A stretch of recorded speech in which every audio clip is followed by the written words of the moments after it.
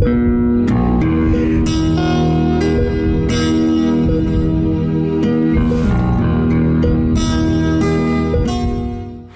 காமாட்சி நினைவு மருத்துவமனையின் நுரையீரல் சிறப்பு சிகிச்சை மருத்துவர் டாக்டர் ஸ்ரீகாந்த் நம்ம கூட இருக்காங்க, பேசலாம். வணக்கம் டாக்டர். பல்மனாலஜிஸ்ட், ஸ்பெசிஃபிக்காக இப்போ நுரையீரல் சம்பந்தப்பட்ட பிரச்சனைகளுக்கு பார்க்கக்கூடிய மருத்துவர். குறிப்பாக இந்த துறையில் என்ன மாதிரியான விஷயங்கள்லாம் பார்ப்பீங்க டாக்டர்? காமனாக நம்ம லங் ரிலேட்டடாக டிசீசஸ் பார்க்கும்போது ஆஸ்மா வந்து ரொம்ப காமன், வேர்ல்டு வைடுமே ரொம்ப காமன். இந்தியாவிலேயுமே வந்து இப்போது வந்து ரொம்ப அதிகமாக காமன் ஆகிட்டு இருக்குது. அது இல்லாமல் வந்து சிஓபிடி, ஸ்மோக்கர்ஸ்க்கு வரக்கூடிய லங் டிசீஸ், அப்படி இல்லைன்னா நிமோனியா அப்படின்றது வந்து நுரையீரலில் வரக்கூடிய இன்ஃபெக்ஷன் வந்து நிமோனியான்னு சொல்லுவோம். அது இல்லாமல் வந்து ஆக்குபேஷனல் லங் டிசீஸ், வேலை சம்பந்தமான நுரையீரல் நோய்கள் வர்றது வந்துட்டு ஆக்குபேஷனல் லங் டிசீஸ் சொல்லுவோம். ஸோ இதெல்லாம் வந்து காமனாக நம்ம பார்க்குறோம். வியாதிகளுக்குள்ளே போகிறதுக்கு முன்னாடி லங்ஸ்னுடைய செயல்பாடுகள், அதில் என்ன மாதிரியான பிரச்சனைகள் வரக்கூடிய வாய்ப்பு இருக்குது? லங்ஸோட ஃபங்க்ஷன் பார்த்தீங்கன்னா 2 லங்ஸ் இருக்குது, லெஃப்ட் லங், ரைட் லங் இருக்குது. லங்கோட அண்ட் ஏர்வே இருக்குது. ஏர்வே வழியாக வந்து நம்ம ப்ரீத் பண்ணுற ஏர் வந்துட்டு ஆக்சிஜன் வந்து லங்ஸ்க்கு உள்ளே போயிட்டு லங்ஸ் தான் வந்து அது பியூர் ஆக்சிஜன் வந்து பிளட்டுக்கு வந்து சப்ளை பண்ணுது. அந்த ஆக்சிஜன் தான் வந்து த்ரூ அவுட் த பாடி வந்து நமக்கு ஆக்சிஜன் சப்ளை கொடுக்குது. அதுதான் லங்கோட ஃபங்க்ஷன். அதில் என்ன மாதிரியான பிரச்சனைகள் வரக்கூடும் அப்படின்ற மாதிரி? அதில் பிரச்சனை வரக்கும் ஃபர்ஸ்ட்டு வந்து ஏர்வே சம்மந்தமான ப்ராப்ளம் வந்து வரலாம். மூச்சு குழாயில் ப்ராப்ளம் அப்படின்றப்போ ஃபர்ஸ்ட் வந்து ஆஸ்மா, சிஓபிடி, ப்ராங்கைட்டிஸ்ன்னு சொல்லுவோம். ப்ராங்கியோலைட்டிஸ் இருக்குது. குழந்தைங்களுக்கு வரக்கூடிய ஒரு டிசீஸ் வந்து ப்ராங்கியோலைட்டிஸ். மூச்சு குழாய் பிரச்சனைகள் இல்லாமல் நுரையீரலில் வரக்கூடிய பிரச்சனைகள் இருக்கலாம். நுரையீரலில் வரக்கூடிய பிரச்சனை நான் ஃபர்ஸ்ட் சொன்ன மாதிரி நிமோனியா, அது இல்லாமல் ஐஎல்டின்னு சொல்லுவோம், இன்டர்ஸ்டிஷியல் லங் டிசீஸ் வரலாம். And post infective lung disease வந்து வரலாம்.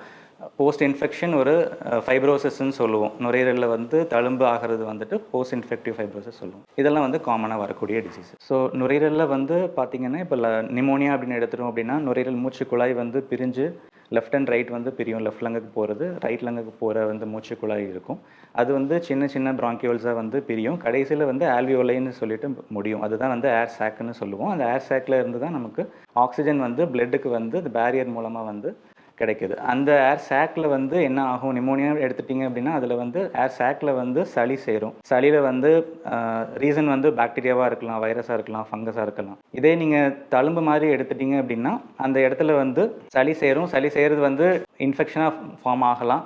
அது என்ன ஆகும்னா அந்த பேரியர் வந்து சளியோ நீரோ வந்து நம்ம போய் பிளாக் பண்ணுறதால ஆக்சிஜன் கிடைக்கிறதுக்கான இது வந்து கம்மியாகும். ஸோ நம்ம வந்து பல்ஸ் ஆக்சிமீட்டர் வச்சு இப்போ நம்ம ஆக்சிஜன் செக் பண்ணும்போது வந்து கம்மியாக காட்டும். பொதுவாக நுரையீரல் சார்ந்த பிரச்சனைகள் அப்படின்றது குழந்தைகள்லேருந்தே ஆரம்பித்த பெரியவர்கள் வரைக்கும் வரக்கூடிய வாய்ப்பு இருக்குது. அப்போ குழந்தைகளுக்குனா எந்த வயசில் இந்த பிரச்சனை ரொம்ப தீவிரமாக இருக்குது? குழந்தைங்களுக்கு வந்து 4 வயசுலேருந்து 7-8 வயசு வரைக்கும் வந்து இந்த ஆஸ்மாவோ இல்லை நுரையீரல் சம்மந்தமான பிரச்சனைகள் வர்றது வந்து காமனாக இருக்குது. குழந்தைகளுக்கு காமனாக வரக்கூடியது வந்து ப்ராங்கியோலைட்டிஸ்ன்னு சொல்லுவோம். அது வந்து ஒரு வைரல் இன்ஃபெக்ஷன்னால் மூச்சு குழாயில் ஏற்படுற ஒரு இன்ஃப்ளமேஷன். அது இல்லாமல் ஆஸ்மாவுமே வந்து குழந்தைங்களுக்கு வந்து ரொம்ப காமனாகவே வருது. அது ஒரு ஏஜ் ஆகும்போது அந்த ஆஸ்மாவோட இது ஒரு சிவியரிட்டி வந்து கம்மியாகிட்டே வரும். திரும்ப அடல்ட்ஹுட் வரும்போது வந்து 20 வயசுக்கு மேலே வந்து திரும்ப ஒரு பீக் வர்றதுக்கு சான்சஸ் இருக்குது. இப்போ பொதுவாக வந்து பெற்றோர்களுக்கு வந்து தெரியாது. இப்போ குழந்தைங்களுக்கு வந்து சளி பிடிச்சிருக்கு அப்படின்னா அது வந்து சளி தான் அப்படின்னு சொல்லி விட்டுருவாங்க. அப்போது அவங்க அது கவனிக்க வேண்டிய அவசியம் எப்போ ஏற்படும்? சளி வந்து இப்போது 3 நாளைக்கு மட்டும் இருக்குது அப்படின்னா வந்து அவங்க வீட்டிலே வந்து ஒரு பேராசிட்டமாலோ ஒரு செட்ரிசின் அந்த மாதிரி மருந்து கொடுத்து அவங்க பார்க்கலாம். 3 நாளைக்கு மேலே வந்து இருமல் தொந்தரவோ இல்லை வந்து மூச்சு விட கஷ்டம், முக்கியமாக வந்து மூச்சு விட கஷ்டம் வருது அப்படின்னாலே உடனே மருத்துவரை வந்து பார்க்கணும். மூச்சு விட கஷ்டம் சேர்ந்து வரும்போது வீசிங் அப்படின்றது வரும். மூச்சு இழுப்பு அப்படின்னு சொல்லுவோம். மூச்சு இழுப்புக்கு இருக்குது. அப்புறம் வந்து செஸ்ட்டில் வந்து உள்வாங்குற மாதிரி இருக்கும்போது வந்து கண்டிப்பாக வந்து மருத்துவரை வந்து பார்க்குற மாதிரி இருக்கும். இப்போ நீங்கள் சொன்னீங்க ஆஸ்மா அப்படின்றது வந்து பெரும்பாலானவர்களுக்கு வரக்கூடியது. அப்போ ஆஸ்மா அப்படின்னா என்ன? ஆஸ்மா அப்படின்றது வந்து ஒரு ஏர்வே இன்ஃப்ளமேஷன். ஏர்வே இன்ஃப்ளமேஷன்னா மூச்சு குழாயில் வந்து ஏற்படுற ஒரு வீக்கம், ஒரு சுருக்கம்னால வர்ற ஒரு டிசீஸ் தான் வந்து ஆஸ்மா. ஸோ யூஸ்வலாக ஆஸ்மா அப்படின்னு பார்த்தா அது ஒரு ரிவர்சிபிள் ஏர்வே டிசீஸ்ன்னு சொல்லுவோம். ரிவர்சிபிள் அப்படின்னா வந்துட்டு ஒரு எபிசோடிக்காக வரும். ஒருத்தருக்கு ஒரு எபிசோட் வந்து வரும். அது வந்து டியூரேஷன் வந்து 3 டேஸாக இருக்கலாம், 1 வீக் இருக்கும். சம்டைம்ஸ் மெடிசன் கொடுத்து சரியாகும், மெடிசன் இல்லைனாலுமே சரியாகும். இயர்லி ஒன்ஸ் வரலாம். சிலருக்கு வந்து வருஷக்கணக்காக வந்து அந்த பிரச்சனையை வந்து இல்லாமலே இருக்கலாம். ஸோ ஒரு ப்ரெடிக்ட் பண்ண முடியாத மாதிரி வரும். ஸோ அதனால் ரிவர்சிபிள் டிசீஸ்ன்னு சொல்லுவோம். ட்ரீட்மெண்ட் இப்போ நம்ம நெபுலைசேஷன் அந்த மாதிரி கொடுக்கும்போது வந்துட்டு அந்த மூச்சுக்குழாய் சுருக்கம் வந்து நீங்கி நார்மல் மூச்சுக்குழாய் மாதிரி இதாயிரும். இரிவர்சிபிள் டிசீசஸ்ன்னு இருக்குது. சிஓபிடி ஸ்மோக்கர்ஸ்க்கு வர டிசீஸ் வந்துட்டு இரிவர்சிபிளாக இருக்கும். அதில் வந்து ரிவர்சிபிலிட்டி இருக்காது. மூச்சுக்குழாய் சுருங்கினது வந்துட்டு முதல்ல இருந்த தன்மைக்கு வர்றது வந்து கொஞ்சம் டிலே ஆகும், இல்லை வரவே வராது. ஆஸ்மா வந்து ஒரு ரிவர்சிபிள் டிசீஸ். இதில் வந்து அலர்ஜிக் ஆஸ்மா அப்படின்றது வந்துட்டு மோஸ்ட் காமனாக நம்ம பார்க்கக்கூடிய ஆஸ்மா. அசோசியேட்டடாக வந்து இந்த டஸ்ட் அலர்ஜிஸ் இருக்கிறவங்க, ரன்னிங் நோஸ் இருக்கும், அலர்ஜிக் ரைனைட்டிஸ் இருக்கும், சைனஸ் ப்ராப்ளம்ஸ் இருக்கும். அந்த மாதிரி இருக்கிறவங்களுக்கு வந்து காமனாக அசோசியேட்டடாக இந்த ஆஸ்மா வரும். ஸோ அலர்ஜிக் ஆஸ்மான்னு சொல்லுவோம். அது இல்லாமல் நான் அலர்ஜிக் ஆஸ்மா இருக்குது, ஆக்குபேஷனல் ஆஸ்மா இருக்குது, அண்ட் எக்ஸசைஸ் இன்டியூஸ்ட் ஆஸ்மா இருக்குது. இப்படி பல வகையான ஆஸ்மா இருக்குது. இப்போ ஆஸ்மா அப்படின்னா அறிகுறிகள் இருக்குமா அதுக்கு? ஆஸ்மாவோட அறிகுறிகள் பார்த்தீங்கன்னா ஃபர்ஸ்ட் வந்து இருமல், சளி இருக்கும். இருமல் கூட வர சளி வந்துட்டு ஒரு ஒயிட்டாக இருக்கும், நார் மாதிரி வருதுன்றது மாதிரி சொல்லுவாங்க. சிலருக்கு வந்து காலையில் எழுந்ததும் வந்து வர்ற சளி வந்து மஞ்சளாவோ பச்சையாவோ இருக்கும். அது இல்லாமல் மூச்சு இறைப்புன்றது வீசிங்கிறது சொல்லுவோம். வீசிங் வந்து உங்களுக்கு அந்த சவுண்டு கேட்கும், விசில் சவுண்ட் மாதிரி. நைட் வந்து படுத்திருக்கும் போது நம்ம ஈஸியாக இன்னும் அப்சர்வ் பண்ணலாம், அந்த விசில் சவுண்ட் மாதிரி கேட்கும். அது கூட வந்து செஸ்ட் டைட்னஸ்ன்னு சொல்லுவோம், மார் வந்து இருக்கிற மாதிரி ஒரு ஃபீல் இருக்குது அப்படின்னு சொல்லுவாங்க. இதெல்லாம் வந்து ஆஸ்மாவுடைய அறிகுறிகள். ஆஸ்மா அப்படின்றது ப்ரிவலன்ஸ் வந்து ஏஜ் ஃபேக்டர்ஸை வச்சு நம்மளால் பிரிக்க முடியுமா டாக்டர்? ப்ரிவலன்ஸ் வந்து காமனாக வந்து சைல்ட்ஹுட்டில் வந்து வரும். குழந்தைங்களுக்கு வந்து ஆஸ்மா வர்றதுக்கான வாய்ப்பு வந்து அதிகமாக இருக்கும். வயசானவங்களுக்கும் வரும். வயசானவங்களுக்கு வரும்போது அவங்களுக்கு சின்ன வயசுலேயே இந்த ஆஸ்மா ப்ராப்ளம் இருக்கிறவங்களுக்கும் வரலாம். டைரெக்டாக வந்து அடல்ட்ஹுட்டில் வந்து சிலருக்கு வந்து ஆஸ்மா வரும். இப்போ ஆஸ்மாவில் நீங்கள் நிறைய காரணங்கள் இருக்கலாம் அப்படின்னு சொன்னீங்க. டஸ்ட்னால வரலாம், அந்த மாதிரி நிறைய காரணங்கள். அதில் பெரும்பாலும் என்ன காரணத்தினால வருது? ஃபேக்டர்னு சொல்லுவோம். ரிஸ்க் ஃபேக்டர்ஸ்ன்னு பார்த்தோம் அப்படின்னா ஃபேமிலி ஹிஸ்ட்ரி தான் வந்து ஃபர்ஸ்ட் ரிஸ்க் ஃபேக்டர். ஃபேமிலியில் ஒருத்தருக்கு சிப்ளிங்ஸோ இல்லை வந்து அம்மா அப்பா, அம்மா வழியில் வர சொந்தங்கள், அப்பா வழியில் வர சொந்தங்கள் யாருக்காவது ஆஸ்மா இருக்குது அப்படின்னா அவங்களுக்கும் ஆஸ்மா வர்றதுக்கான சான்சஸ் வந்து அதிகமாக இருக்குது. அது ஒரு ரிஸ்க் ஃபேக்டர்னு சொல்லுவோம். அது இல்லாமல் வந்து டஸ்ட் அலர்ஜி இருக்கிறவங்க நார்மலாக வந்து ஒரு ஸ்னீசிங் மட்டும் கம்ப்ளைண்ட் இருக்கும் அவங்களுக்கு. காலையில் எழுந்திரிச்சதும் ஒரு 6 டைம் 7 டைம் வந்து தொடர்ந்து வந்து ஸ்னீசிங் இருக்கிறது. அப்படி இல்லைன்னா டஸ்ட்டு பட்ட உடனே வந்து கண்டினியூஸாக வந்து ஸ்னீசிங் இருக்கிறது.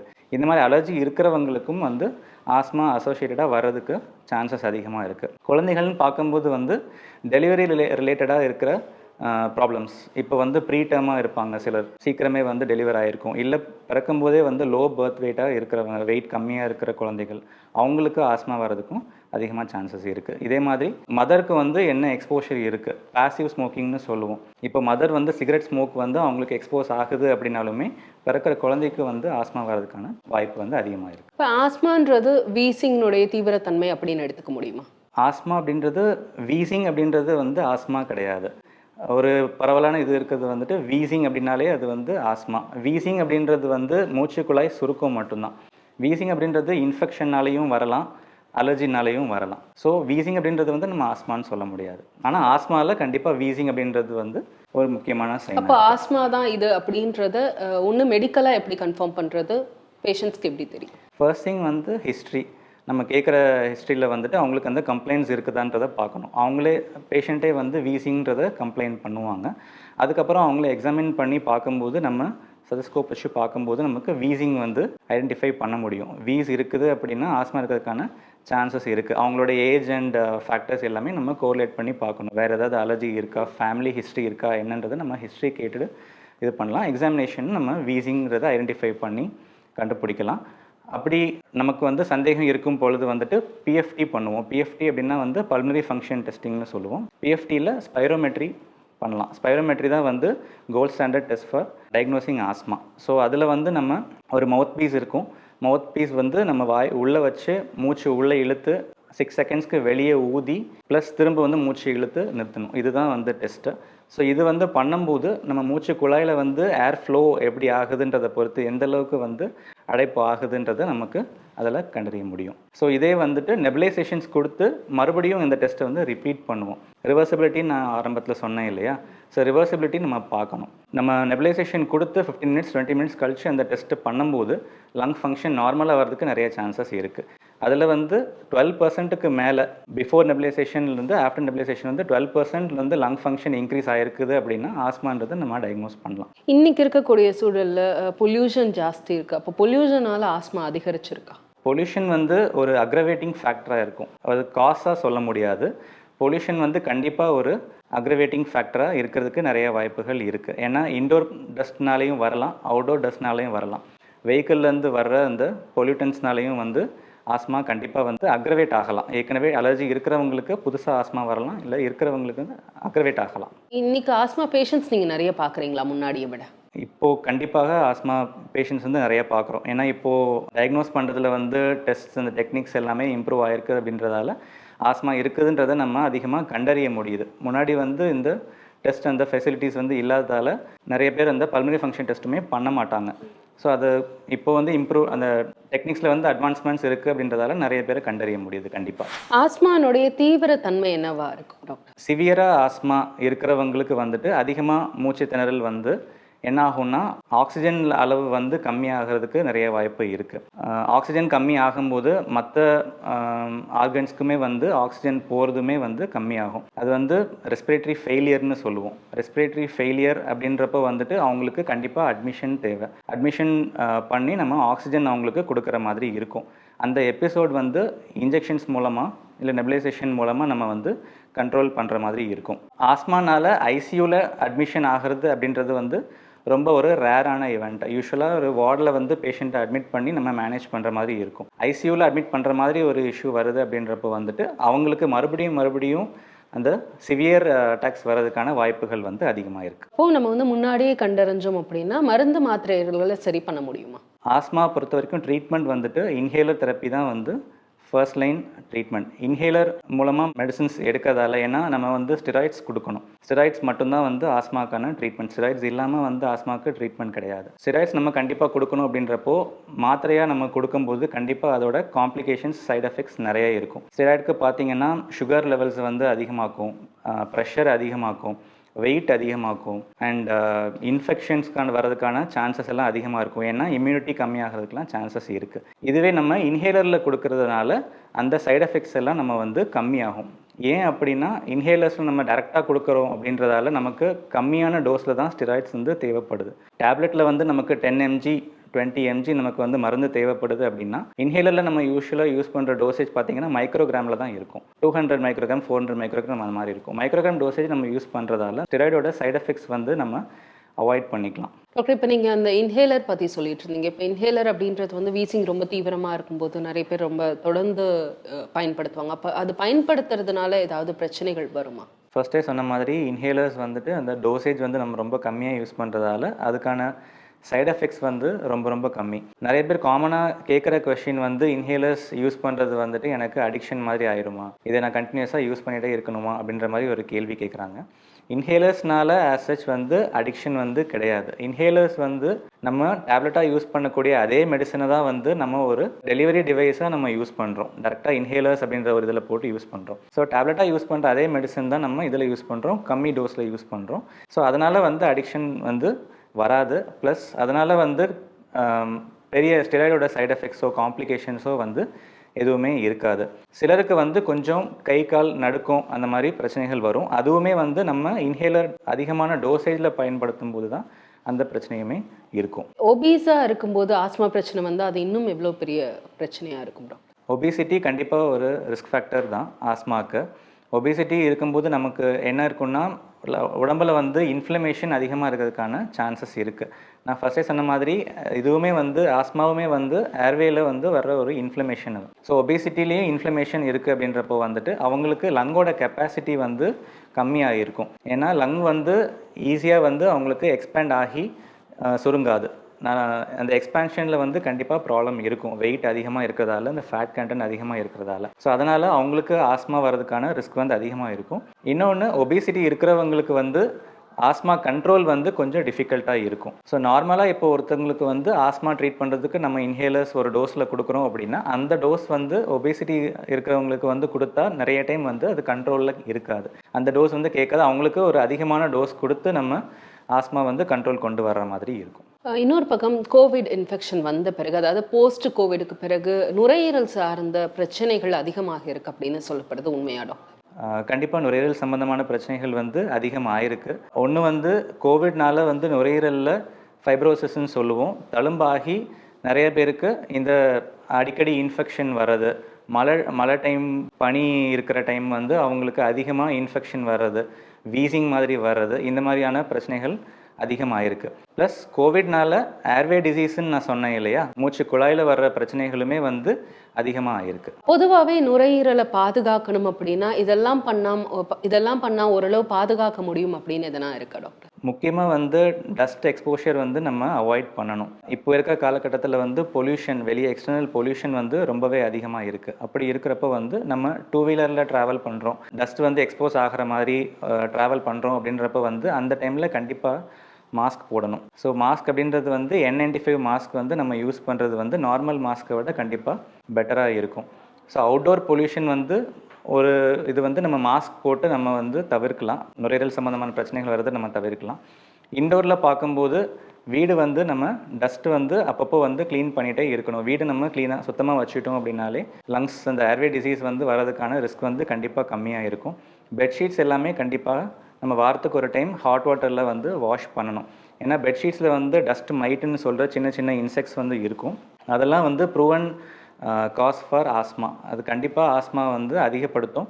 ஆஸ்மா இல்லாத மற்ற நுரையீரல் சம்பந்தமான பிரச்சனைகளுமே வரதுக்கான வாய்ப்புகள் அதிகமாக இருக்குது. ப்ரீதிங் எக்ஸசைஸ் அப்படின்றதெல்லாம் பண்ணும்போது இந்த பிரச்சனைகள் இல்லாமல் பலன் கொடுக்குமா? ப்ரீதிங் எக்ஸசைஸ்ன்னு எடுத்துக்கும்போது நம்ம மூச்சு குழாய் சம்மந்தப்பட்ட பிரச்சனைகள், நுரையீரல் சம்மந்தப்பட்ட பிரச்சனைகள்னு சொல்லி பிரிச்சுக்கலாம். மூச்சு குழாய் சம்மந்தப்பட்ட பிரச்சனைகள் நம்ம கம்மி பண்ணுறதுக்கு வந்து யோகா பண்ணலாம். யோகா வந்து கண்டிப்பாக மூச்சு குழாய் பிரச்சனை, பிராணாயாமம் அந்த மாதிரிலாம் பண்ணும்போது மூச்சு குழாய் பிரச்சனைகள் வந்து கம்மியாகும். நுரையீரல் சம்மந்தமாக நுரையீரல் விரிதலில் வந்து ப்ராப்ளம் இருக்குது அப்படின்றப்போ வந்துட்டு நோஸ் வழியாக மூச்சு உள்ளே இழுத்து ஹோல்ட் பண்ணிவிட்டு வாய் வழியாக வெளியே ப்ரீத் அவுட் பண்ணுறது, இந்த எக்ஸசைஸ் வந்து கண்டிப்பாக ஹெல்ப் பண்ணும். இது இல்லாமல் டிவைசஸ் வந்து இன்சென்டிவ் ஸ்பைரோமெட்ரின்னு சொல்லுவோம். இன்சென்டிவ் ஸ்பைரோமெட்ரி வந்து இந்த 3 பால் டிவைஸ் இருக்குது. 3 பால் டிவைஸ் வந்து அவங்க இன்ஹேல் பண்ணும்போது அந்த பால்ஸ் வந்து அவங்க ரைஸ் பண்ணணும். அது மாதிரி பல இம்ப்ரூவ் பண்ணுறதுக்கான டிவைசஸ் நிறையவே இருக்குது. இறுதியாக டாக்டர் காமாட்சி நினைவு மருத்துவமனையில் நுரையீரல் சார்ந்த சிகிச்சைகள் எந்த அளவு சிறப்பாக கொடுக்கப்படுது டாக்டர்? காமாட்சி மருத்துவமனையில் வந்துட்டு பிராங்கோஸ்கோபி அப்படின்ற டிவைஸ் வந்து நம்மக்கிட்ட இருக்குது.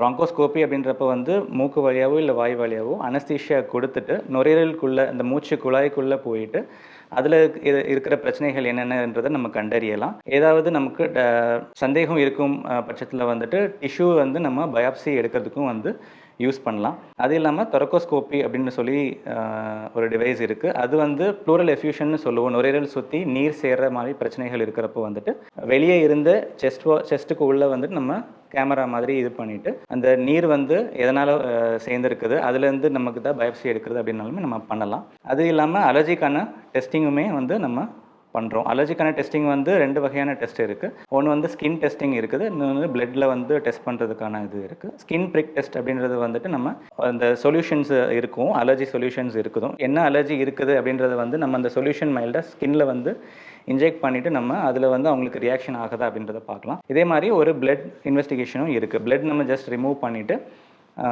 என்ன அலர்ஜி இருக்குன்றதையும் நம்ம கண்டறியலாம். குழந்தைகள் முதல் வயதானவர்கள் வரை வந்துட்டு எல்லா வந்து நுரையீரல் சம்பந்தமான பிரச்சனைகள் வந்துட்டு காமாட்சி மருத்துவமனையில் வந்து நம்ம ட்ரீட்மெண்ட் பண்ணிகிட்ருக்கோம். இவ்வளவு நேரம் நுரையீரல் சார்ந்த பல்வேறு பிரச்சனைகள் குறித்தும் அதற்கு என்ன மாதிரியான சிறப்பான ட்ரீட்மெண்ட்ஸ் கொடுக்கப்படுது அப்படியெல்லாம் பேசுனீங்க. மிக நன்றி.